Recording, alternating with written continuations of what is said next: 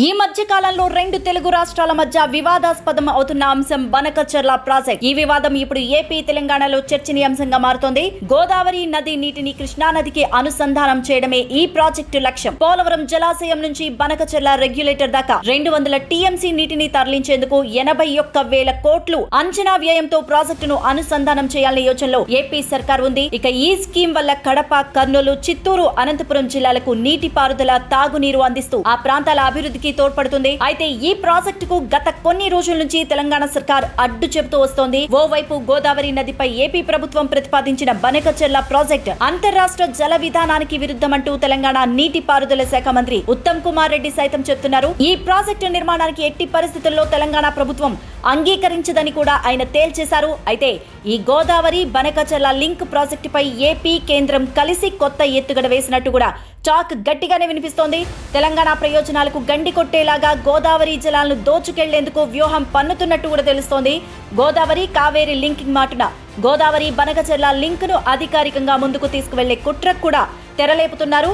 నదుల అనుసంధానంలో భాగంగా కేంద్రం ప్రతిపాదించిన గోదావరి కావేరి లింక్ ను పక్కకు పడేసి గోదావరి సోమశిల కావేరి లింక్ గా మార్చి చేపట్టే ప్రతిపాదనలను తెరపైకి తీసుకొస్తున్నారు.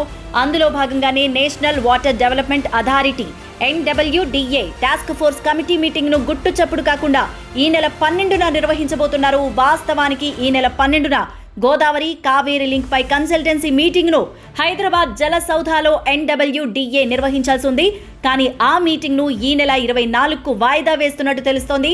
12న టాస్క్ ఫోర్స్ కమిటీ మీటింగ్ నిర్వహించబోతున్నట్టు సమాచారం. వాస్తవానికి కన్సల్టెన్సీ మీటింగ్ నిర్వహించాక టాస్క్ ఫోర్స్ కమిటీ మీటింగ్ నిర్వహించాల్సి ఉంటుంది. లేదంటే రెండింటిని కలిపి నిర్వహించాలి.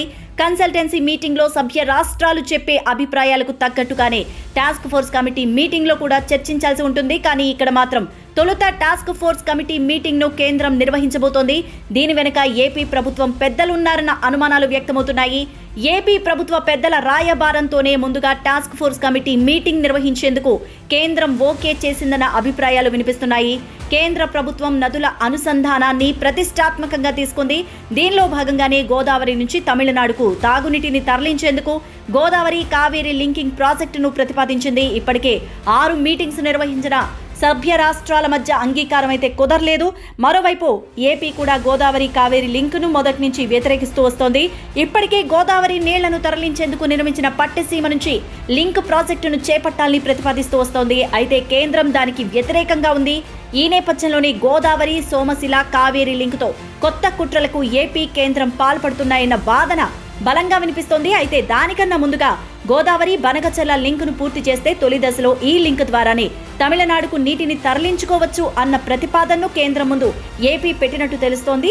జీబీ లింక్ తో బనకచెర్ల వరకు నీటిని తీసుకెళ్లే అవకాశం కూడా ఉంది. కాబట్టి అక్కడి నుంచి ఎలాగో సోమశిలకు నీటిని తరలించొచ్చని, అక్కడి నుంచి కావేరికి లింక్ చేసుకోవచ్చన్న ప్రతిపాదనను కేంద్రం వద్ద పెట్టినట్టు సమాచారం. ఆ తర్వాత గోదావరి జలాలను మరింత మళ్లించుకుపోయేలా గోదావరి సోమశిల లింక్ ను కూడా చేపట్టనున్నట్టు తెలుస్తోంది. ఈ 2 ప్రాజెక్టులను పూర్తి చేస్తే ఇటు ఏపీ రాయలసీమకు నీటిని దొడ్డిదారిలో తరలించేందుకు 2 వైపులా కూడా అవకాశాలు ఏర్పడతాయన్న ఆందోళన వ్యక్తమవుతోంది. ఇటు కేంద్రం చేపట్టాలనుకున్న రివర్ లింకింగ్ గోదావరి సోమశిలతో తీరుతుందన్న చర్చ కూడా నడుస్తోంది. ఇక దీనిలో భాగంగానే జీసీ లింక్ ను పక్కన పడేసే అవకాశాలు లేకపోలేదన్న అభిప్రాయాలు కూడా వ్యక్తమవుతున్నాయి.